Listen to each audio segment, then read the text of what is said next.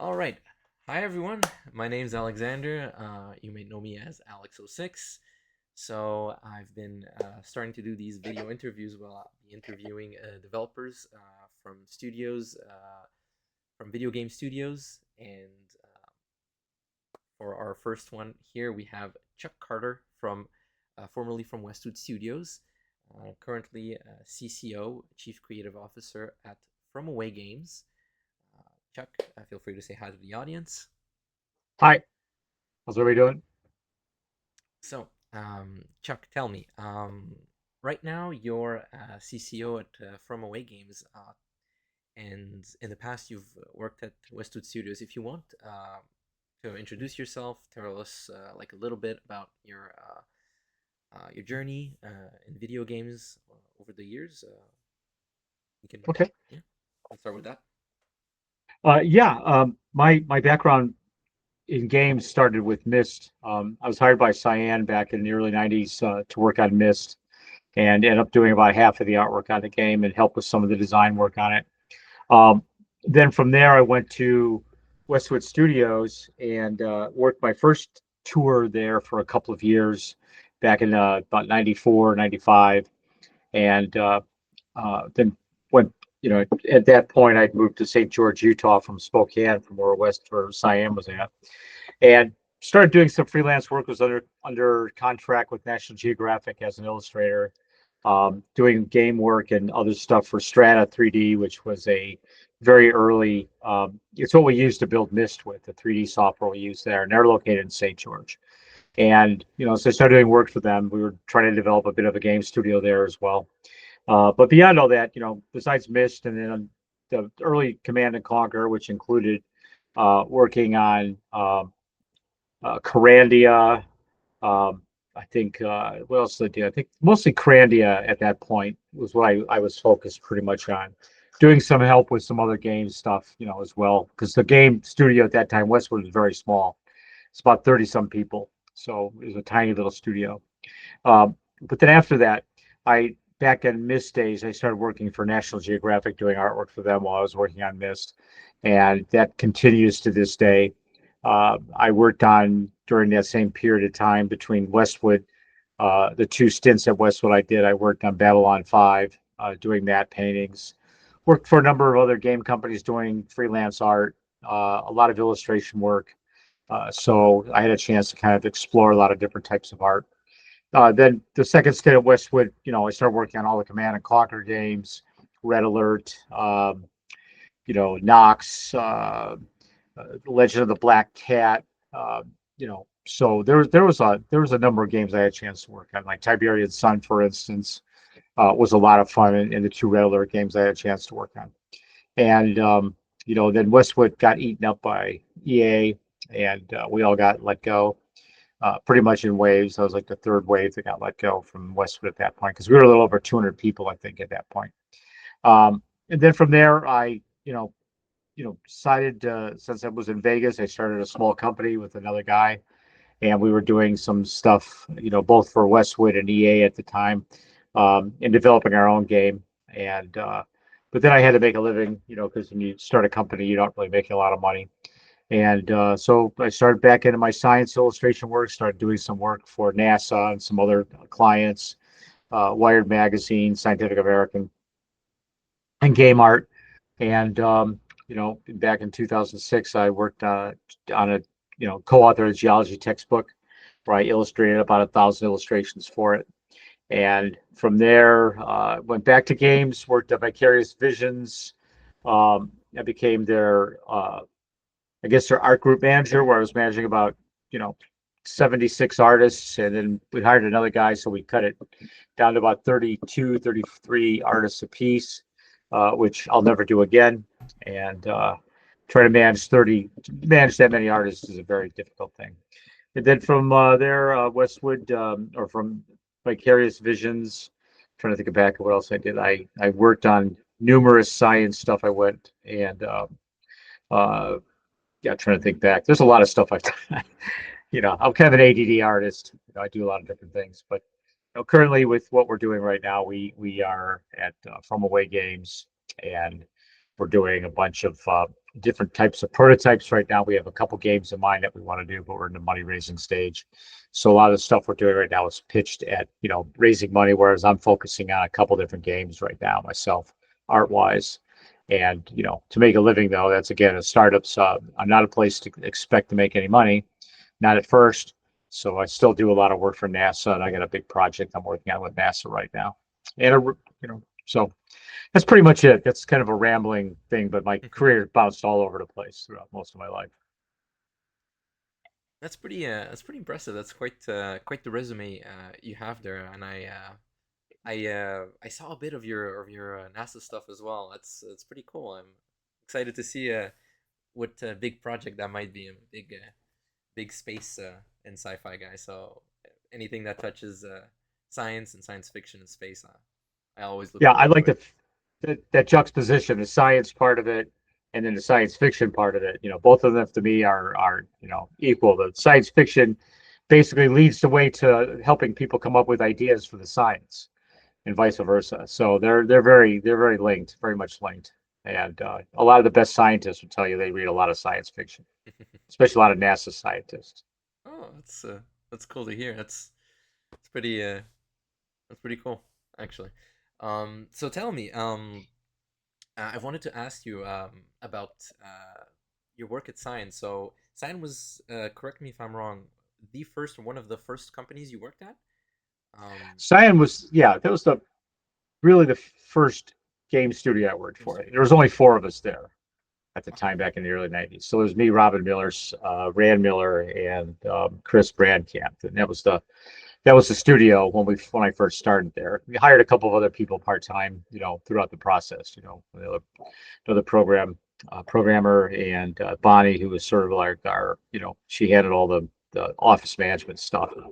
But we all worked out of our house, and worked on computers. And back this is when we had something called SneakerNet, which we would have these like 20 megabyte or 100 megabyte optical discs that we would copy, the stuff from our early Mac Quadras that we were using to build Myst with. So we'd back everything up with those things. But yeah, Cyan was the first company I worked with. So I believe since you were a cinematic artist back then as well, right? You were doing a lot of the background art um, For for Cyan or Cyan, yeah, for Mist. well, Cyan, Robin and I both split up the tasks of the worlds. I had my two worlds, and he had his. I mean, I have a mechanical age, selenitic age. Then I had Dunny. So we each had three worlds that we worked on, and so we split up the tasks that way. So it was just a whole world. We both each built our own world. The worlds of Mist. And if I can ask, how was that at that time?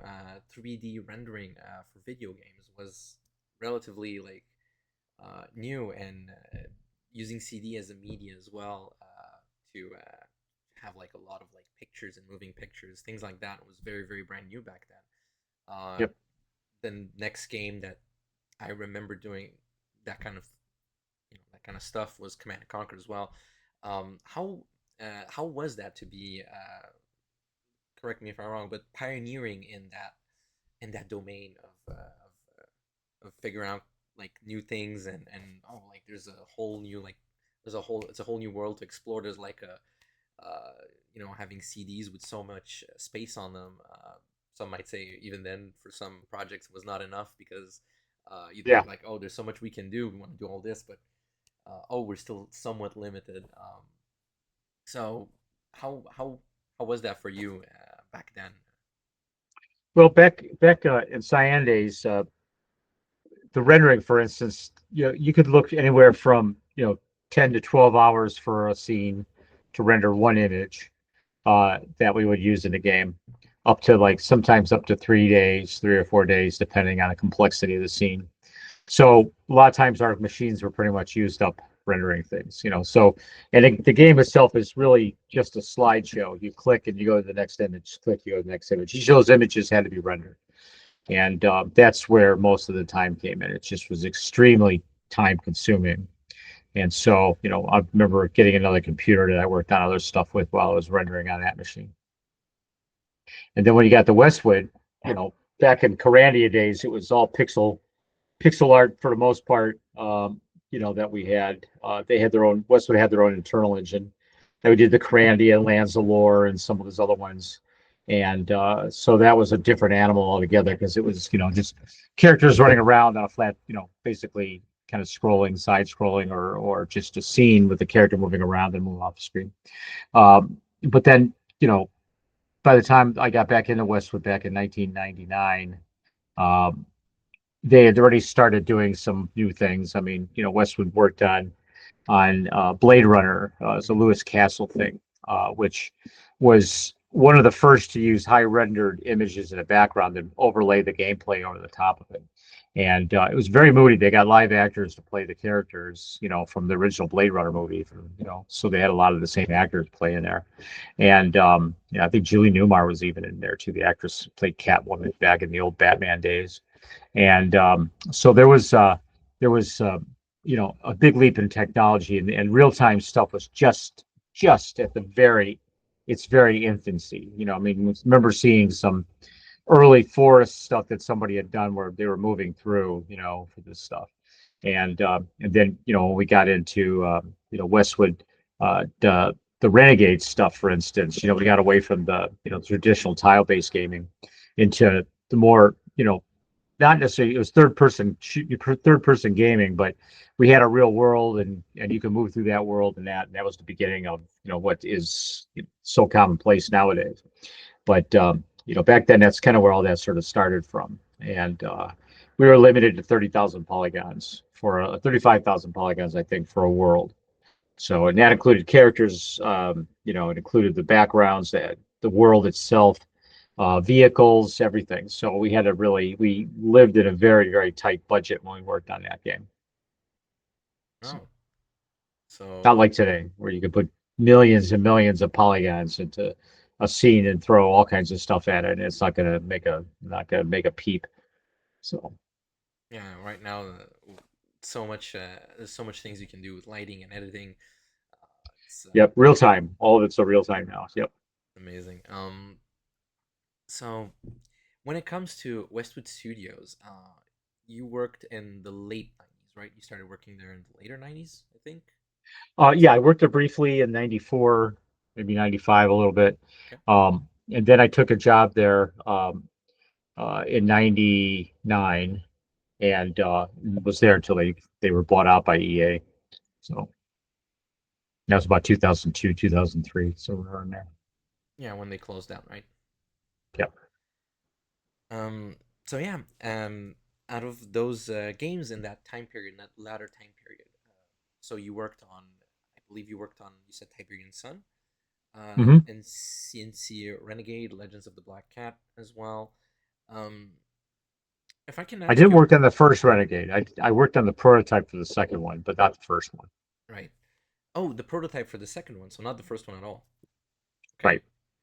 Um, and if I can ask, then when it comes to Renegade 2, how far were you guys in exploring that, and what kind of challenges and new techniques were you onto at that point? Because I think it got canceled pretty late, like around when Westwood got closed down, I believe. Yeah, just right when it got closed down.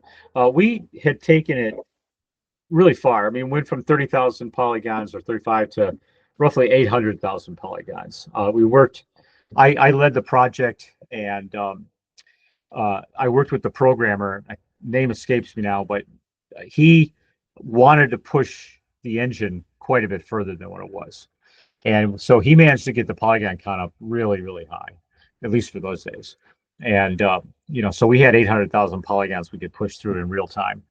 And so using this updated engine, I put together the basic shell environment together in the prototype, and I had help from Joe Black and Pat Jenkins and um, somebody else. I'm trying to think of his name right now. But besides that, the programmer, and we had a chance to really kind of push the envelope, at least as far as Westwood Games goes, with that. And for me, my philosophy on designing anything was more along the lines of just make it like a fun playground with plans, where you could have attack points and things like that where vehicles could go through. And so it was, but we only had like a 2 week window to make this prototype, so it wasn't very Two long. weeks. Wow, Yeah, two to that's maybe 2.5 weeks before EA wanted to look at it. And so we had a chance to kind of make this thing. It was really good. When EA saw it, they loved it. They wanted to go, full bore with it. But the team that I worked with it on, Eric, what was Eric's last name? He was the other guy I worked with. But anyway, all between the three of us, four of us, um, they had they laid us all off except for the programmer. They let all the art team off that made the prototype. And because I don't think the guy who was running it at the time, the producer, was a bit of a dick, and to put it mildly. And I'm not going to say his name here, but he didn't like us very much, but he wanted somebody else to do the project. So he had his own crew, but he had nothing to do with the prototype. But he was given a prototype after EA said, "Yeah, go ahead with it," and then they went and they worked on it, but it never went anywhere after that. I think we pushed the envelope quite a bit, with what they expected to see, and then when it was carried on beyond us, it didn't quite have the knack or the vision that we had with it, and so it went off in some other direction, as far as I remember. right. Because I know they did used to work on the. I'm not sure if it was the same people that took the project afterwards that were handed the prototype, as you were saying. But I know they tried to do a sort of a Command and Conquer shooter. They had two projects going on at different times. I don't remember exactly everything in detail, but it ended up ultimately going nowhere. One got canceled, I think, around the same time that they rebooted Command and Conquer, and then the other one was canceled in 2008. But much to Yeah. everyone's chagrin, I think that game had a lot of quality issues from what I'm hearing. So Well, games. we had such a good relationship with the Hmm. programming team. No designers or anything like that. And so we would tell the programmer what we needed, and then he would write it out. Basically write it out. He wrote us out an environment, um, a terrain environment that we could paint on. It's just commonplace now. Hmm. Where you could, create this terrain, and you paint the elevation and the height on it, so you could, create canyons and mountains and all this other stuff on by essentially using these brushes he developed. And then we had a selection of a number of paint tools that you could just go and select whatever texture you wanted to paint on it, and we were able to paint on it. And that was something we asked for him, and he knocked this stuff out like, God, almost in a day, 2 days. I think he'd been sitting on some of that stuff for a while, because I know he wanted to really expand it, but he pushed the engine out quite a bit.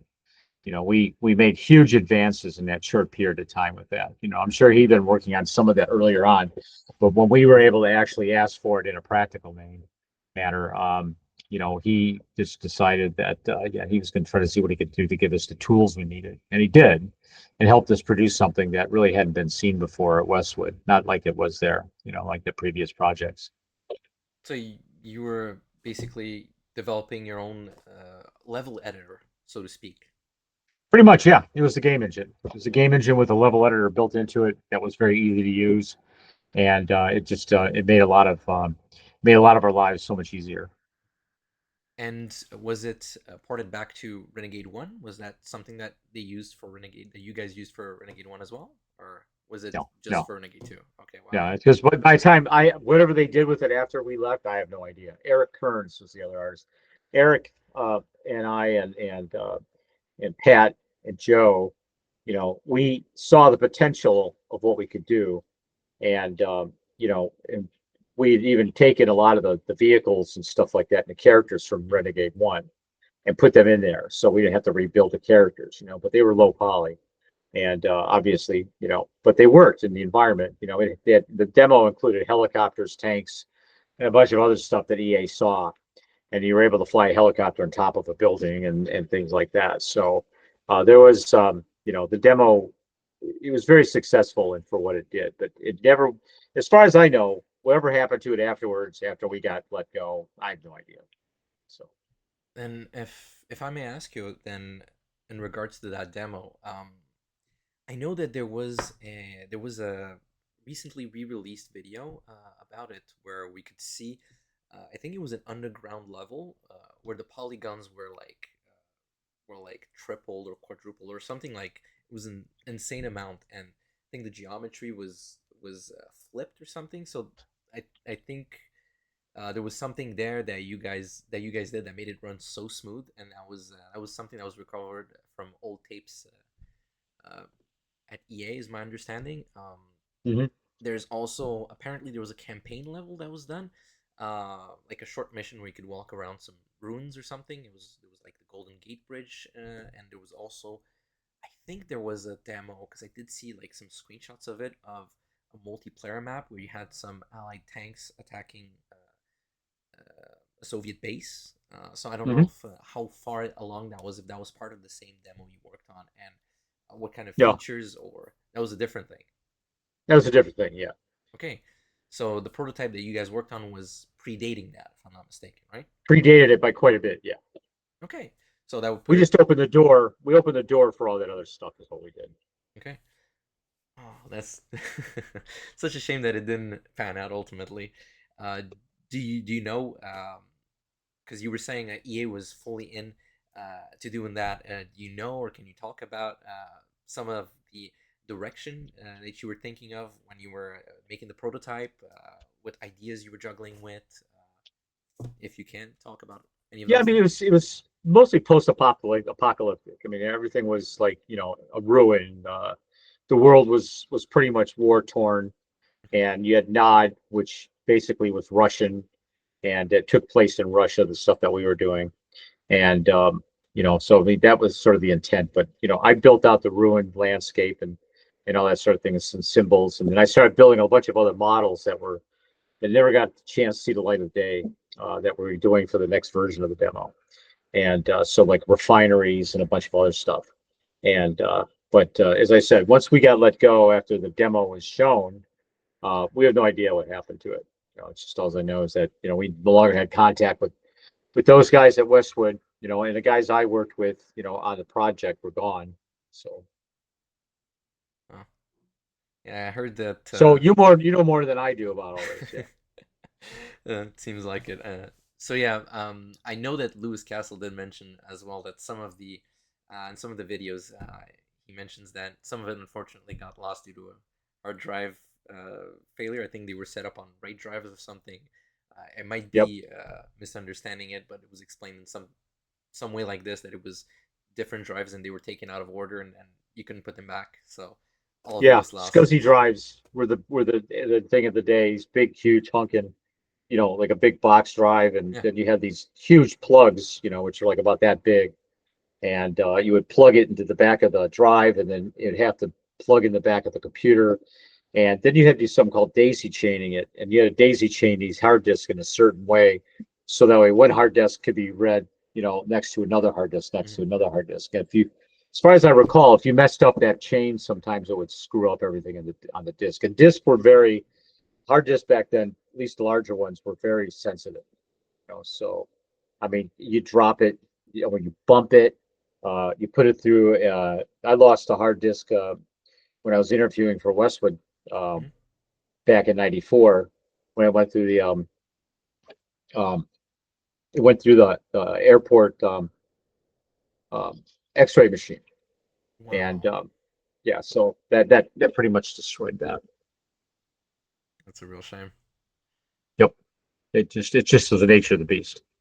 And did you back up your work a lot in those cases?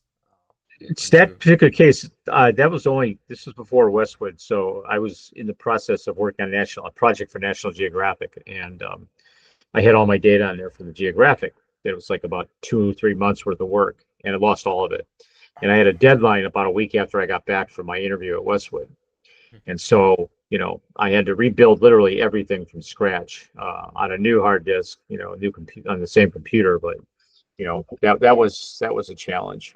And but I did it. I got it out done, got it done. So That must have once been. you do something once, the second time you know what you did the first time. You're not experimenting anymore. It's just like, okay, because when you're doing iteration, it's just it tends to be very, a lot of us iterate on anything we do. We'll try different things, and until you get up to something that you like, And once that iteration is done, you already know in your head what you want. Sorry, long day. Yeah, but the thing was, once I had done all that work in the prior 2 or 3 months, when I got back to where was I living at the time? I was living in St. George. When I got back to St. George, no, Spokane. I was living in Spokane. When I got back to Spokane, um, I knew everything I needed to do for that illustration for the geographic, so I rebuilt it pretty quickly. And so it was the second digital desktop illustration ever done for the geographic at the time. So Oh, okay. on So, Chernobyl. Yeah. sorry, I didn't want to interrupt you. Oh no, no, it's just on Chernobyl was the illustration. Oh, so it was from like you had visited or you had taken screenshots of that place. Screenshots, sorry. You're taking pictures and done that for Nat Geo. That's Yeah, pretty impressive. yeah, it was fun. So, I didn't go to Chernobyl, but I had a lot of reference. okay, that makes sense because I think it was still pretty unsafe even back then. I don't know if they were Yeah, doing visits. Yeah. Um. So yeah. So given all this stuff, was there stuff over the years that you had kept from your time at Westwood that by any chance you had? I know that there's a lot of people around the community asking, around the Command and Conquer community asking me to ask these questions as well. So uh, I probably already know the answer, but just in case, I was curious it. as well. I have a filing cabinet filled with old hard disks. I imagine if I were to scour through those, if I could even open them up anymore, Mhm. because a lot of them they predate USB and so a lot of that stuff I'd have to find an old computer. I mean, I've got an iMac over there, and like one of the little blue iMacs. You can sort of see it over my shoulder here, Yeah, it's not and bad. yeah, so it's that might be able to see because that's about the same time that I was Mhm. working on some of that stuff. And and as I said before, I built a lot of models. So if it exists in some old hard disk somewhere that's buried in my storage unit in a filing cabinet. So, which luckily everything in that filing cabinet survived. There was a fire in my storage unit, Oh, and the whole block of storage units wiped them all out. But that unit was pretty much almost fireproof and waterproof, so everything inside of it survived, surprisingly. oh, that's impressive. That's like reminds me of that from that movie. What was it called? Tenet, where they say when there's a fire, there's like they take the air out so the fire can't. So Can't get there's in there. yeah, so there's a technology like this, yeah, even like for storage spaces. That's pretty cool. Yeah, well, it was an old filing cabinet that just they designed them well back. It's like thing is like weighs a ton, and it's well sealed. Yeah, well, if it's something you ever want to look into, feel free to let me know if you can No, at I'll have to all. check it out. I mean, I've been kind of curious to see if I can actually open up any of those discs anymore. There's a lot of old ones. Nice. So bringing this brings me to my next question. So, while you were at Westwood, I know I asked a lot about Command and Conquer. There was another game that was being worked on as well, with maybe two other games during that time period, the early 2000s. Ultimately, those games got cut. So there was Renegade 2. There was a project called Continuum, which some people Mhm. refer to as CNC Online. Um, and there was another one called Incursion. So that was the RTS. I believe that was Command and Conquer 3. That was Westwood's original version of that. Um, were you in any way involved with those projects, or is there anything They you knew about? if they existed, I didn't know about them. They Okay. might have been in the design might have had those. Maybe Lewis and Brett, most likely Brett. He was the Command and Conquer guy, Hmm. and so Brett Sperry, and so if those things existed, it was in their minds. And then when I left, it was just about 6 months later the studio folded. Okay. So if anything that was being worked on at that point, it would have been, Lewis would have been pushing it through probably at EA. So and I think Lewis was at EA Redwood or LA. I forget exactly where he was at. Hmm. But him and Brett had to work for EA for a certain amount of time after they sold the company. So I don't know. I mean, you probably should try to talk with Lou or somebody else, because they would have a better idea about some of that stuff. That's fair. And thank you for referring me to who I can talk to about those things. But so yeah, so going back to more like your specialty, which is art. In terms of artistic work, while you were at these studios, while you were working at either Cyan or Westwood or any of these other video game studios, what was your favorite projects that you worked on? What was your favorite work of art that you did, and how did you go about the process of creating it, and how did you find inspiration? Um, Myst was a lot of fun, but Myst was a chore because it was just so slow. I mean, we had fun building out the images and stuff. It was always kind of a surprise to see what you rendered after 3 days. Because it would be really a slow process rendering. But when I got to Westwood, Carandia was a lot of fun. Working on Carandia. Um, you know, I had a chance to work with like a he was kind of like the one of the founding fathers of digital art, a guy named Rick Parks back then. And Rick had Okay. taken Amiga art and turned it into art, taken Amiga and managed to do these things that, with pixel art, 6 colors or, 24 colors or whatever it is he had, and turned some of the most beautiful stuff you've ever seen. And then when it came time to making games in the early Westwood days, Rick was the king of that stuff. And so working with him at that time was a real joy on Carandia. Carandia was just a lot of fun. It was crazy stuff. We got a chance just to kind of make it up as we went. I mean, it describes Westwood in a lot of ways. We kind of made up stuff as we went. Because there's no concept art in a lot of cases for any of it. We just sort of like that, oh, well, they had an idea about what they wanted. And so we would just like, as artists, kind of make it. But so Carandia and working with Rick Parks in my first iteration at Westwood, then the second one would probably, I mean, the stuff with the Command and Conquer and Red Alert was a lot of fun, the animations and stuff, since I work primarily on cinematics and on the CG backgrounds behind the live action characters that we filmed.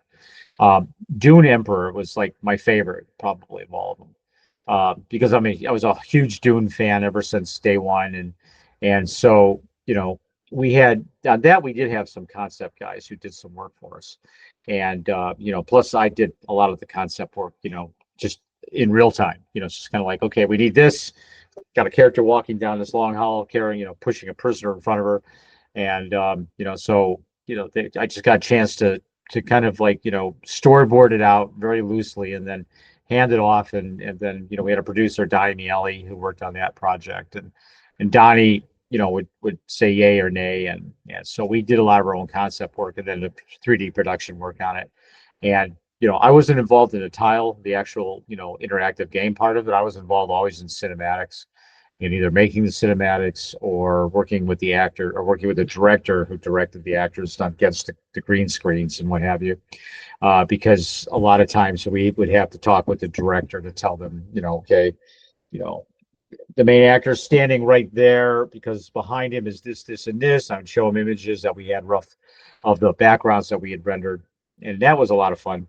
But Dune Emperor was really a lot of fun because I got a chance to kind of reimagine the Dune universe in ways that that nobody else had had a chance to do. I think all of us that worked on that game had a chance to kind of like think it through a little bit differently, and that was a lot of fun because we got a chance just to kind of go seat of your pants sort of thing. We need this, we need that for backgrounds, and just kind of reimagine things. I mean, Salusa Secundus was like that was a my favorite thing I think I ever worked on because I got a chance to really imagine what that world was like, and based on the books that I had read, and so I had a chance to kind of like do the it had to pay homage to the Dune movie because that's we use the same costumes, same style of ships, all that sort of thing.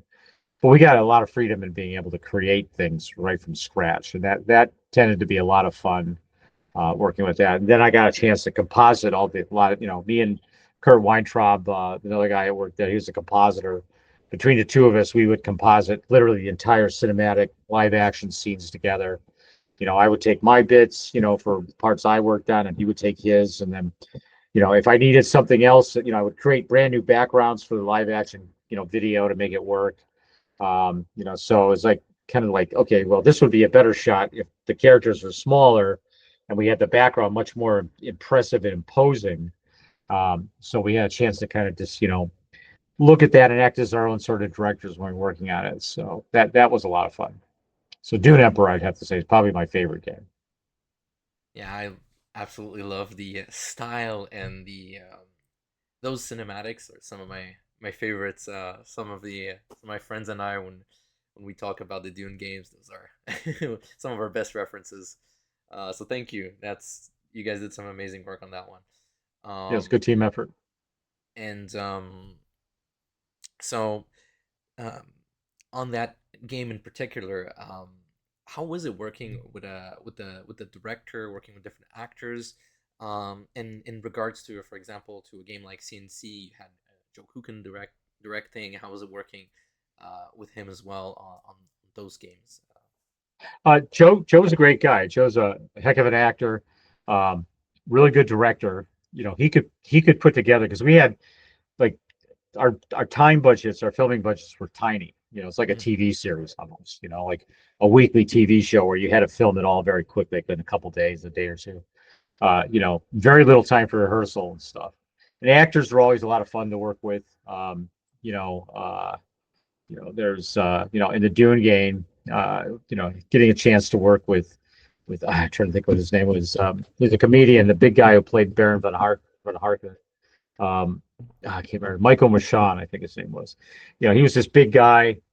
Funnier than hell. I mean, the guy, when he wasn't playing the Baron, he was just, he had us all cracking up. And he was on that show, whose line is it anyway, or something like that. And he was one of the actors on there, along with Drew Carey and a couple of other people that were in that, and back in those days. And so he would sometimes ad lib his lines, but as the actor of Harkonnen, he was really really good. And then we had Michael, what's his name, played Worf. Can't think of his last name right now.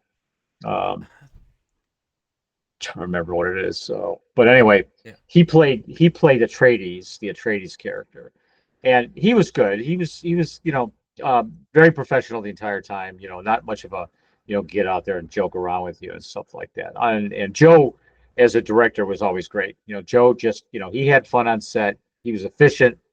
He had a great crew around him. Donnie Miele was our producer, and Donnie and Joe and everybody that worked on it were really good. I was computer graphics supervisor, so I was like the transition guy between the director and the producer, and then the production of the art itself. So I had a chance to kind of work between those two different worlds, which was a lot of fun. Then the compositing end of it at the end of it.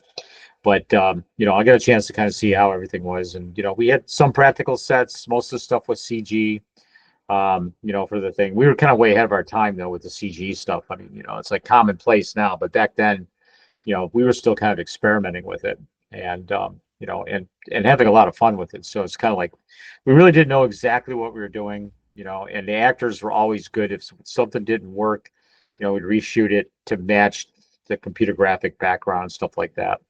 And Joe was always good. We never talked to the actors directly, or I never did when it came to shooting, because I would tell Joe, okay, Joe, you need to tell this person this, so it was all very, organized in such a way. There's this hierarchy that you had to follow.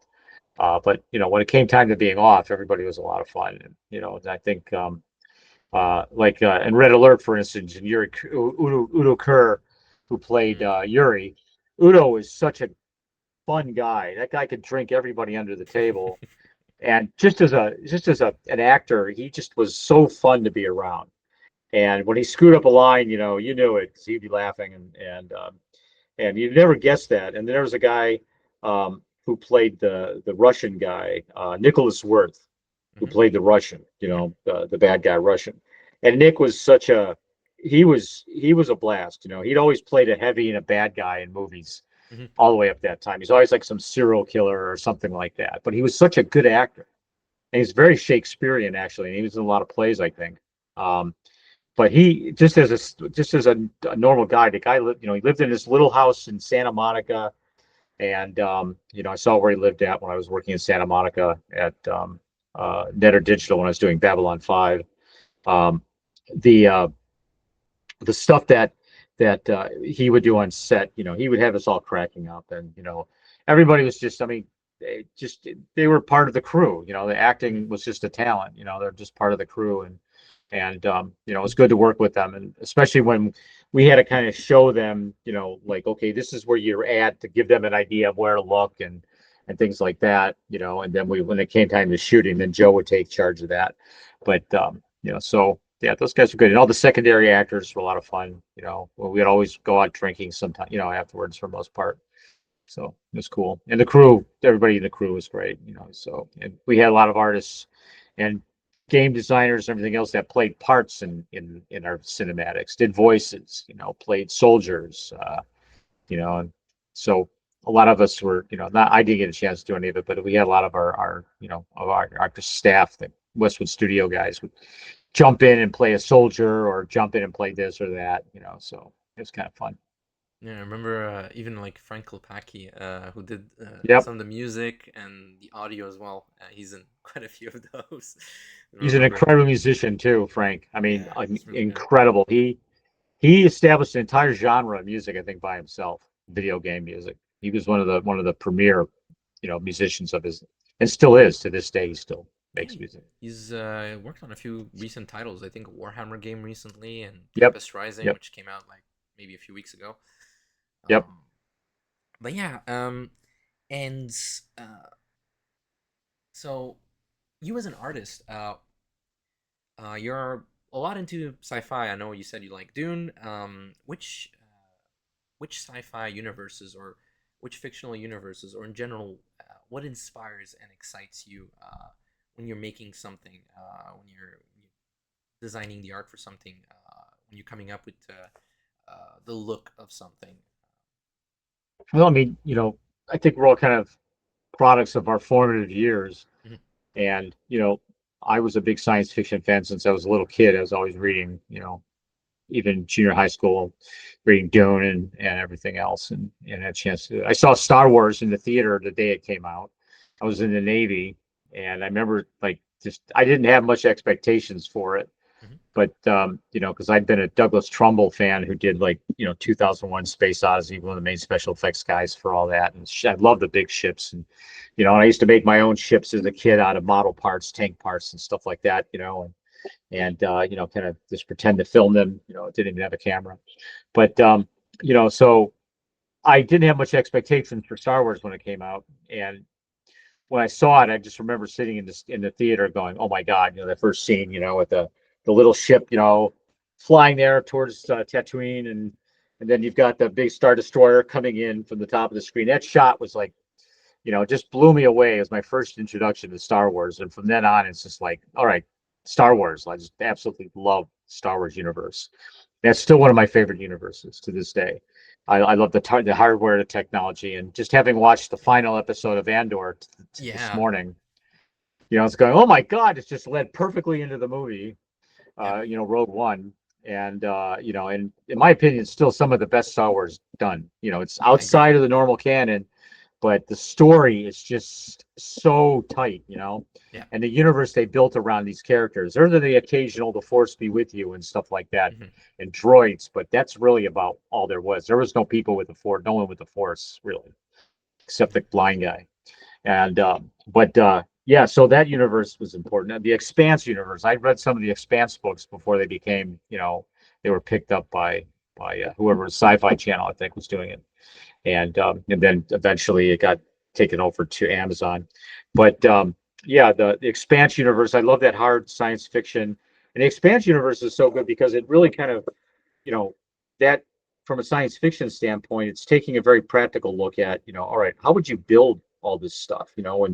When it comes time to using the ships, how are they oriented? They're not going to be like something on a Star Trek where you're walking on a flat plane and you're flying this way and you're standing up like this. That just, obviously it's not going to work. So everybody's standing on the ceiling. I believe I am losing you. Chuck, are you still there? Yeah, I'm here. Can you see me? Yeah, it Hello. just started for a little bit, and I think the video quality dropped for a bit, but I think we're Oh, back now. So you were saying okay. on a flat Well, plane? yeah, they practice, real physics, Yeah. and acceleration is like that's what's going to kill people in the future. Because when you're talking about even nuclear propulsion now is capable of being like 5 to 10 times faster than current propellant, type of Mhm. propulsion for ships. The nuclear engines NASA's developing. Those have been around for a long time, and they've been refining them quite a bit. And that's some of the future tech we'll be seeing, in your lifetime, most likely. It'll be regular, but I won't be around most likely. But the thing is that the Expanse uses that to really to the nth degree, and they base all the writing and all the special effects to having to switch that all around, from you know the main ships having to turn, and then to slow down you have to basically put the engine the other way, so that inertia, you're going this way, but you're not going to stop. It just doesn't stop. You have to turn the ship around to stop. Something as simple as that, and silence in space. There's no sound in space. So that was another good thing. They utilized that a lot. So there's the hard science fiction is really I really like it. And I just got through reading the entire Mhm. Murderbot series, so I kind of like that universe too. And that's coming to Apple actually. That's going to be interesting to see what they do to it. So they got one of the Skarsgård brothers to play the Murderbot, and it's such a funny series. I mean, it's kind of serious comedy, science fiction, hard science fiction comedy, and the main character, the Murderbot, is just he's such a trip, and that's an interesting universe too. But I mean, obviously the Asimov stuff, the Awesome. Foundation trilogy, and then I think Apple has done an amazing job with Apple with Foundation. When it comes to that kind of thing, that stuff inspires me. And Dark Matter, which is I love mentioning a lot of our Apple because Apple's been doing some of the best work lately. Dark Matter is another really good Yeah. series that's on Apple, and that really the multiverse they take it into such the nth degree that it's just like holy shit, and then if you haven't seen it yet, the very last episode will blow your mind the sheer number of something. It's just like there are thousands of them, and you go, it just blows you away, and they're all the same person, and so it's pretty cool. So I mean, my inspiration comes all over, and the actual science. Mhm. Working with scientists on a regular basis for the stuff I do for NASA. We'll have conversations after we're done talking about the illustrations that go off in weird directions, and some of these guys I work with there are just uber genius, and the stuff that they come up with, and I have to illustrate it to give it justice, which is fun. So, That's and this pretty next one actually I'm working on involves, I can't say exactly what it's about, but it Mhm. involves nuclear propulsion to a small degree, and some of the new propulsion technology, which I get to make a spaceship or two, I think, for this one. Oh, that's pretty cool. I look forward to Yep. seeing it. I imagine it's gonna be coming out soonish, probably. Yeah, it has to be done by August, so I've got till August to do it. I got 7 or 8 illustrations to do, so they're all pretty time consuming. So. Nice. Well, gonna definitely keep that on my radar. So since we're talking about what you're working on nowadays, and I'll hit you back with one final question after that before I let you go. Um, what are you working on right now? What are you if you can talk about it? You've mentioned a bit that you were in the pitching phase of different projects or ideas at From Away.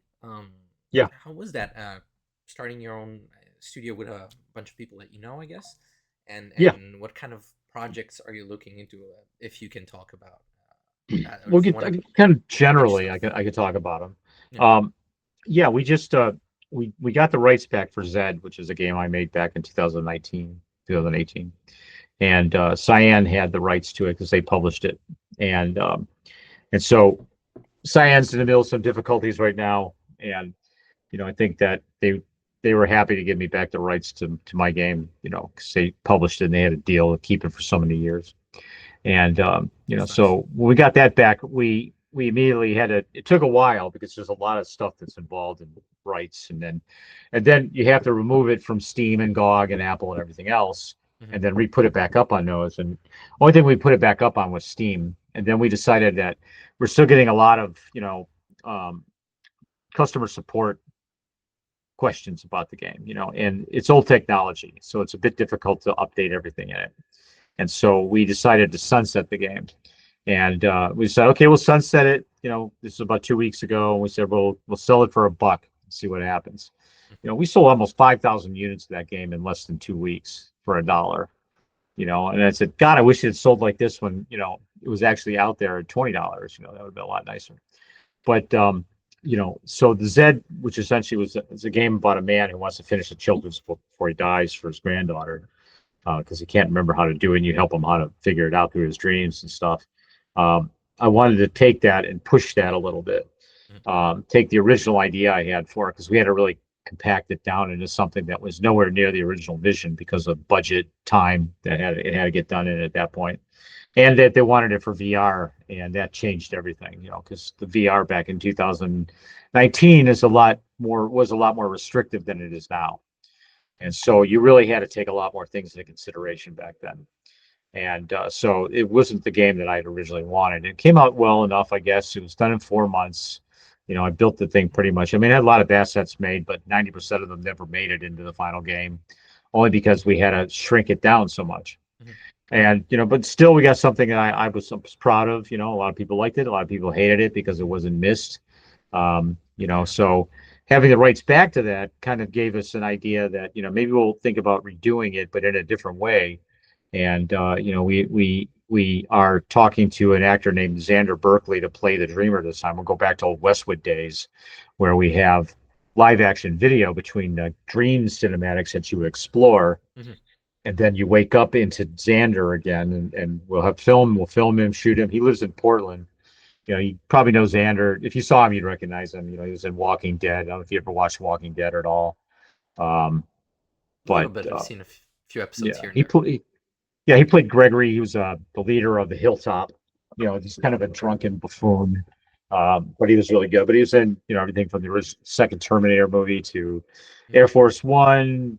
He's been in so many things. He was recently in The Mandalorian, and he lives in Southern Maine, and he's become a friend. And so we're kind of, as a company, we're utilizing talent in Maine, and there's a lot of talent up here. Surprisingly, a lot of people have moved Nice. from that worked in LA and won Emmys and all sorts of things, but decided they wanted to come back home. So they all live in Southern Maine for the most part, and they worked on Marvel. Some guys that we know, some other guys were in Austin, and a lot of them decided they just want to come back here since they can work remotely. And the whole industry is changing in quite a bit. And so, as a company, we are planning on utilizing a lot of local talent for stuff.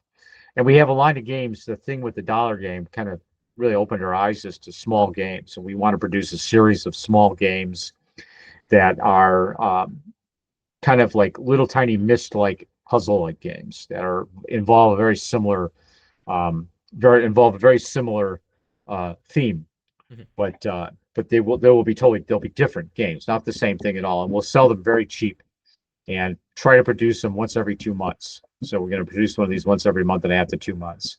And we've already started on the first one with plans for about 5 or 6 of these games. And I can't really tell you too much more about them than that, but it will also involve some live cinematic here and there. Not a lot, but just a little bit.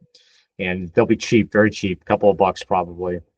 And just try to build on an idea and tell a story through a whole episodic kind of way, and that's kind of what we want to do with these little games. And they're kind of like a cross between, there's an old game called the Manhole that Cyan did originally back in 1989, and I redid the Manhole in color back in 1993.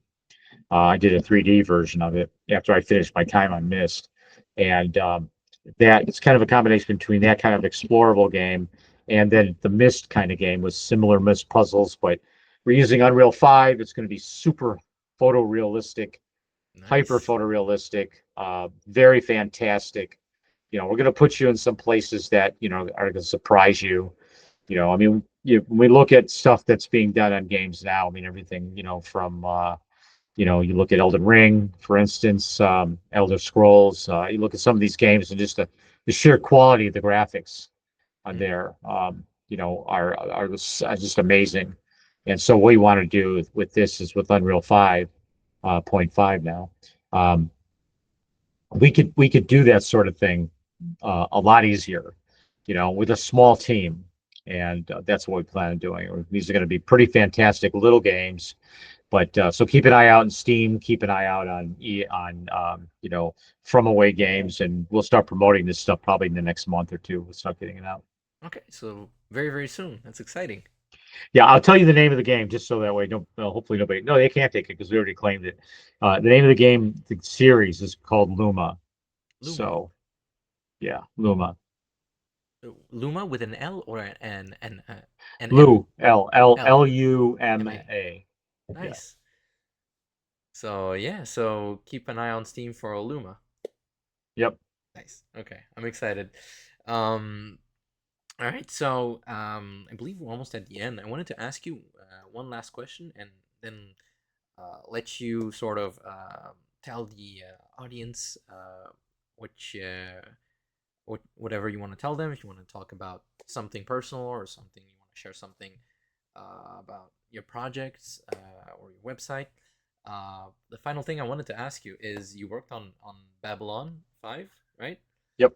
Um, and since you mentioned like all these different science fiction series that you did work on, sorry, that you did have a lot of love for and that inspire you as well, a lot throughout your different work. Um, how was that? How was working on Babylon, and what did you like about doing that series?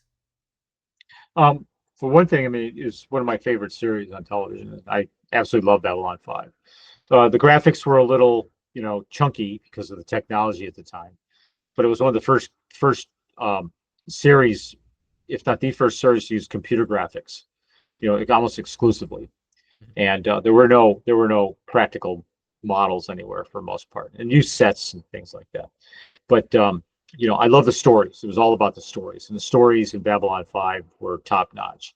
And one of my favorite writers, a guy named Harlan Ellison, that was one of their creative consultants. And Ellison was just, he grew up in Cleveland. I grew up in Cleveland. He's a short guy. I'm a short guy. I identified with him since high school. His work and and his input on the Babylon 5 series was pretty evident. You could feel a lot of his writing and kind of making its way into that series. And getting a chance to work on it was great. I mean, I worked out of my house in St. George, Utah, for the most part. On old computers back then. Looking at them now, they're kind of really old. Back then, and actually in the old Macintosh had a clone system like StarMax clones and stuff like that before Steve Jobs took it back over again. mhm, And so I was using a couple of different these cheap StarMax clones to all my rendering and stuff like that. And I worked with a guy named George Johnson, who was the one of the producers on it. And George was a really good guy to work with, and a couple of other people as well. Um, I think I may have had some words with Joe Straczynski once, but he had some ideas for one of the matte paintings I was working on, some things I could try with it. Um, so back then it was, Photoshop was early. I was doing matte painting. You know, I had to do the first one was a big scene of Mars, the interior of Mars dome, and you zoom in on this rich guy, his house, but you got the rest of the entire dome in there. And so I had to have all these trees in this image, and I didn't know I couldn't model trees real well because they looked like crap for the most part. And I didn't want to paint them, so I bought a digital camera back in 1997, maybe 97. And since I lived in St. George, I was able, and this was like 800 megapixel, so it was like really small. mhm, I mean, the images were like maybe that big. And so I walked up to the top of the cliffs, at these red ricks cliffs surrounded St. George, southern desert, Utah, and I would just shoot down at all the green trees, and I just collected images of the trees, and then in a version of Photoshop that didn't have layers at the time, I would just copy and paste them and put them into the scene and resize them and do all kinds of stuff with them. And so it was really kind of an exercise in trying to make the most out of something, and then animate them in an early version of Unreal, not Unreal, excuse me, After Effects. mhm, And that was fun. And I did a number of map paintings for them, and that was really good. And then I ended up going over to work with them after Westwood folded, and I did work for Mission to Mars and stuff like that, for Disney. I did a lot of the planet, the fly into the planet and all that sort of thing for the whole that motion ride that they had there. So there's a couple of other guys that did canyons and stuff like that, but I built the bulk of the original when you fly into the planet. And and then end up on the end of this runway and stuff like that. So I built the whole runway out and on Mars before you crash land and almost tip over the edge. So yeah, there was a lot of fun stuff there that I got to do. Babylon 5 was a lot of fun to work with And for these matte paintings, sorry, were they all done like digitally, or there was some like digitally. okay, so I, all I digital? incorporated Wow. photos. Yeah, I built everything back then. I was using 3D software, a couple different packages. Form Z was the name of the 3D Mag package I used. It still exists, surprisingly. But I built everything out in Form Z, which was like very complex. You could build very, very complex things very easily with it. Mm, And then I took it into another program to render called Electric Image. And Electric Image at the time was like one of the fastest renderers out there that you'd get for anything. I mean, it was comparable to rendering today in some ways. It was really good. I know that John Knoll was using it in Star Wars. He was using, I'm not sure what modeler he was using, but he was using Electric Image when they redid, uh, was it Revenge of the Jedi? Yeah, Revenge of the Jedi when they redid that, remastered it. They put a whole bunch of new scenes in there, and they were using Electric Image to render a lot of those scenes in that Star Wars image, the Star Wars scene, specifically when they're coming in to attack the Death Star. And so, and John Knoll had his face in the middle of it. And John Knoll is now the chief creative officer of all of Industrial Light and Magic. So, he's quite the genius, that guy. And but yeah, so that's the technology I used back then. So Form Z, and Electric Image primarily, Photoshop, early version of Photoshop. Well, about Photoshop 2 or 3 or something like that. I forget what it was.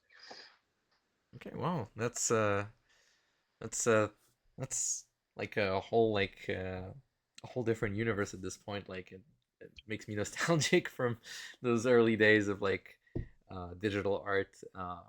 Even though it's come a long way, like now you have like 10 different things that do 10 things like completely differently, and I'm no artist, but I've seen my colleagues and friends who are doing that stuff, and it's like how do you even get that? I have no idea. So You just have yeah, to be it's curious. yeah. You have to have endless curiosity. And, how does this work? That's the key thing. Yeah, yeah. Sorry about that. So yeah, yeah. So this brings me to the ends to my final question. Um, so yeah, is there anything you wanted to share with the audience that you wanted to talk about? That you wanted to just to share, I guess. I don't know. I mean, just I guess really, like it's like the rest of us, the people who are in this industry. It's always, being open to new things. I mean, I've been around for a long time. I'm like an old artist now, and I'm pushing 70, and so it's like Wow. after having it done this many years, it's kind of like it's hard to get a job when you get to be my age. Let me tell you. So it's always start our own companies, a lot of us. Um, but it's just really the philosophy you kind of keep with your life is just be open up with everything. I've always been curious about how to do new things. I've always been able to let go of old software and then use new stuff. I mean, like I've used Moto for many years now, and now Moto just finished its last version of it, so they're no longer going to be updating it. So, and I've been slowly transitioning into Blender and liking Blender a lot. And and then there's another program called Plasticity, which is an artistic CAD modeler, which is just you can make anything with it for practically with no effort whatsoever. It's just like it's amazing software. So I'm always always just surprised at the quality of stuff that keeps coming down the pike that makes my job so much easier to get what's in here onto the screen. And so I think just the simple fact of the matter is just remain curious about everything, no matter what it is, playing games. I don't play as many games as I used to. I'd like to, but looking forward to Doom, Dark Angel. That's my next game. I think that's available coming up here any day now. Yeah, I So think it's coming out this week or next week, if I'm not mistaken. I think So so. Yeah. yeah, So I'm waiting with bated breath to get that. So I can start, ripping some demons apart. So yeah, I look forward to it as well. Been a huge fan of Doom as a kid, so um, thank you so much. I'm gonna have to let you go. I want to thank you for your time. I don't want to hold you any longer because I know you have a lot of stuff to do. You're very busy. Um, but thank you for taking time to do this interview, for sharing with us all this stuff. It's really amazing. Thank you. Um, and I guess we'll hear more from you when your game comes out. We'll check your game and we'll see what you have for us. I guess. Okay. Yeah. Yeah, I'll let you know when we start promoting it, and then you can push it however you want. So Sure. I'll be happy to share more about it. And if there's anything I can help with, feel free. I'll be more than happy to make videos. If awesome. That'd be great. yeah, my pleasure. All right. Thank you very much. So keep your eyes peeled for more videos of me interviewing video game developers. And thank you so much for joining us. And like and subscribe.